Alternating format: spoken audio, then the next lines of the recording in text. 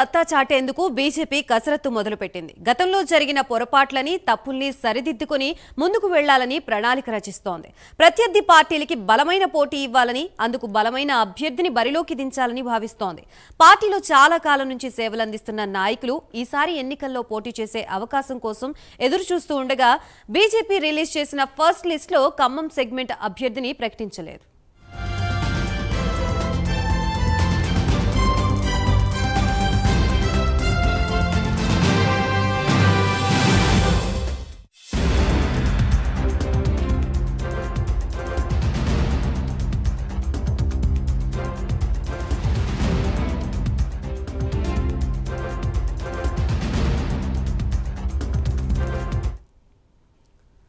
ఐదారుగురు అభ్యర్థులు టికెట్ కోసం తమ ప్రయత్నాలు చేసుకుంటూ ఉండగా పార్టీ అధిష్టానం మాత్రం అవకాశాన్ని బట్టి ఇతర పార్టీల నుంచి బలమైన నాయకుడిని తీసుకువచ్చి పోటీ చేయించేందుకు యోచిస్తోంది.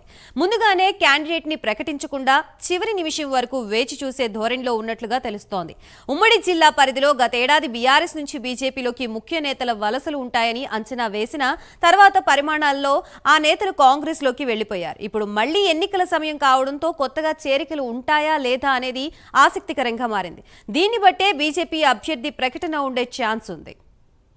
ఖమ్మం పార్లమెంటు స్థానాన్ని గెలవాలని బీజేపీ గురిపెట్టింది. అయితే ఖమ్మం, కొత్తగూడెం జిల్లాల్లో బీజేపీ ప్రాబల్యం నామమాత్రంగానే ఉంది.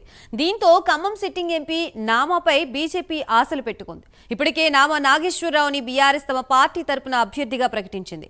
ఆర్థికంగా, కులపరంగా బలం మెండుగా ఉండటంతో ఆయన్ని పార్టీలోకి తీసుకువచ్చే పోటీలో దించేందుకు బీజేపీ అగ్రనేతలు ప్రయత్నాలు ముమ్మరం చేశారు.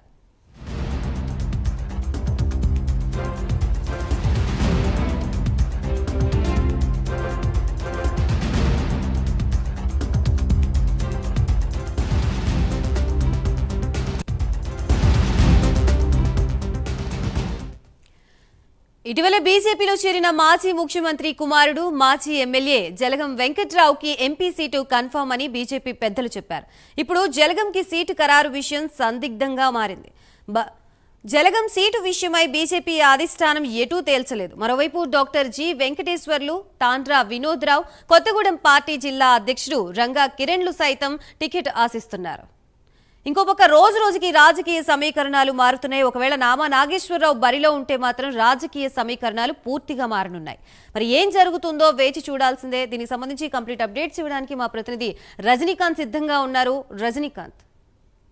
గాయత్రి, ఖమ్మం పార్లమెంటు స్థానంపై బీజేపీ ఇప్పటికే అధిష్టానం సీరియస్ గా ఫోకస్ చేసిన విషయం అయితే సీరియస్ గా ఫోకస్ చేసింది. ఈ విషయంలో దాదాపు ఇప్పటికే బీజేపీ పార్టీ కూడా నామమాత్రంగా ఉంది. ఖమ్మం పార్లమెంట్ పరిధి కావచ్చు, ఖమ్మం జిల్లా కావచ్చు, ఇటు కొత్తగూడెం జిల్లాలో కూడా నామమాత్రంగా బీజేపీ నామమాత్రంగా ఉంటాం. గత ఎన్నికల్లో కూడా జనసేన బీజేపీ పొత్తుల్లో భాగంగా జనసేన 4 స్థానాలు, మిగతా 6 స్థానాల్లో కూడా బీజేపీ పోటీ చేయడం, ఓట్లు కూడా అసలు నామమాత్రం అంటే వాటికి కనీసం డిపాజిట్ కూడా రాని పరిస్థితి ఉంది. బీజేపీ మొదటి నుంచి ఉమ్మడి ఖమ్మం జిల్లాలో కమ్యూనిస్ట్ కంచుకోటగా ఉన్న జిల్లాలో బీజేపీ మొదటి నుంచి ప్రాబల్యం అంతంత మాత్రంగా ఉండడంతో బీజేపీ పార్టీ కూడా కీలకమైన నేతలు, ఆర్థిక నేతలు, జనబలం ఉన్న నేతలను కూడా చేర్చుకుంటే పార్టీ పటిష్టతో కృషి చేయాలంటూ మాత్రం కొంతకాలంగా కేంద్ర అధిష్టానం, రాష్ట్ర అధిష్టానం కూడా దీనిపై దృష్టి పెట్టింది. ఇప్పటికే అసెంబ్లీ ఎన్నికల్లో ఒకసారి చర్చలు పట్టడంతో మరోసారి ఈ పార్లమెంటు ఎన్నికలు రానున్న నేపథ్యంలో ఇప్పటికే నోటిఫికేషన్ కూడా వచ్చింది. దీనికి సంబంధించి ఇప్పటికే షెడ్యూల్ ఖరారు కావడంతో కూడా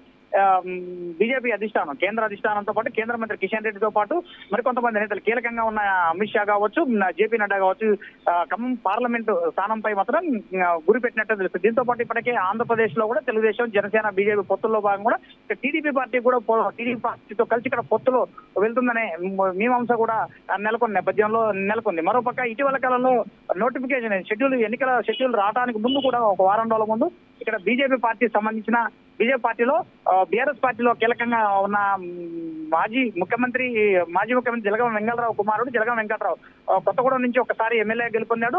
గతంలో సత్తుపల్లి నుంచి కూడా ఒకసారి ఎమ్మెల్యే గెలుపొందాడు. ఒకసారి ఖమ్మం అసెంబ్లీ నుంచి కూడా ఇండిపెండెంట్ గా పోటీ చేసి స్వల్ప ఓట్ల తేడాతో ఆయన ఓటమి చెందిన పరిస్థితి కనబడుతుంది. వీళ్ళకి ఆర్థిక వనరులతో పాటు రాజకీయంగా ప్రతి గ్రామంలో కూడా వీళ్ళకి పట్టున్న నేతలుగా ఆది నుంచి వీళ్ళకి పట్టుంది జిల్లా మీద, ఉమ్మడి జిల్లా మీద.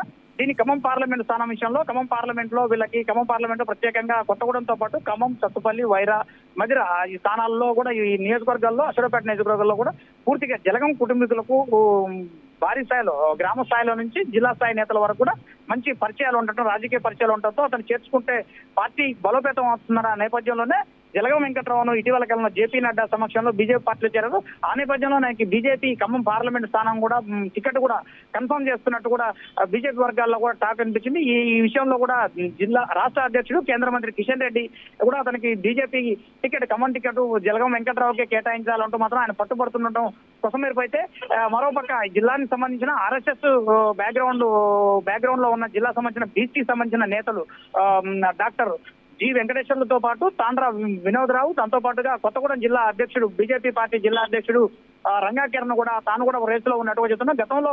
గత సార్వత్రిక పార్లమెంట్ ఎన్నికల్లో పోటీ చేసిన దేవకి వాసుదేవరావు కూడా పోటీలో ఉన్నాడు. దాంతో పాటు బీజేపీ కిసాన్ మోర్చా రాష్ట్ర అధ్యక్షుడు కొండపల్లి శ్రీధర్ రెడ్డి కూడా వీరంతా పోటీలో ఉన్నారు. తాజా పరిణామాల నేపథ్యంలో బీజేపీ పార్టీ కొంత ఖమ్మం సీటుపై ఖమ్మం జిల్లాలో కూడా బలంగా పోటీ చేయాలి, బలంగా అవసరమైతే గెలుపు స్థాయి వరకు తీసుకెళ్లాలంటే బలమైన నేతలు, ఆర్థికమైన నేతలు ఉండాలనే నేపథ్యంలోనే వాళ్ళు కొత్త సమీకరణాలకు తెరలేపారని చెప్పవచ్చు.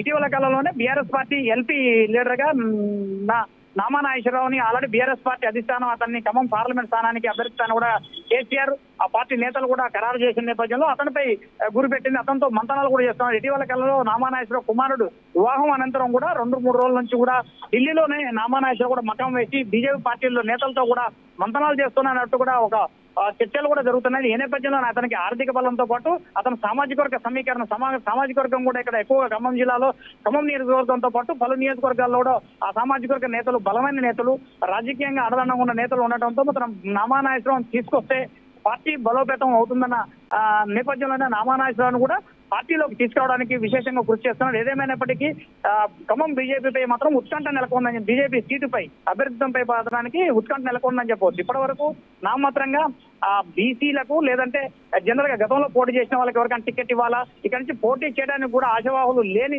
సందర్భంలో కూడా బీజేపీ పార్టీ కూడా నామమాత్రంగా ఉన్న బీజేపీ పార్టీ వైపు కూడా కొంత ఆశావాహులు ఎదురు చూడటం జరుగుతున్న పరిణామాలను కూడా ఇటీవల కాలంలో తెలంగాణ అసెంబ్లీ జరిగిన ఎన్నికల్లో కాంగ్రెస్ పార్టీ ఇక్కడ బలోపేతంగా 9 స్థానాల్లో విజయం సాధించడం ఉమ్మడి ఖమ్మం జిల్లాలో.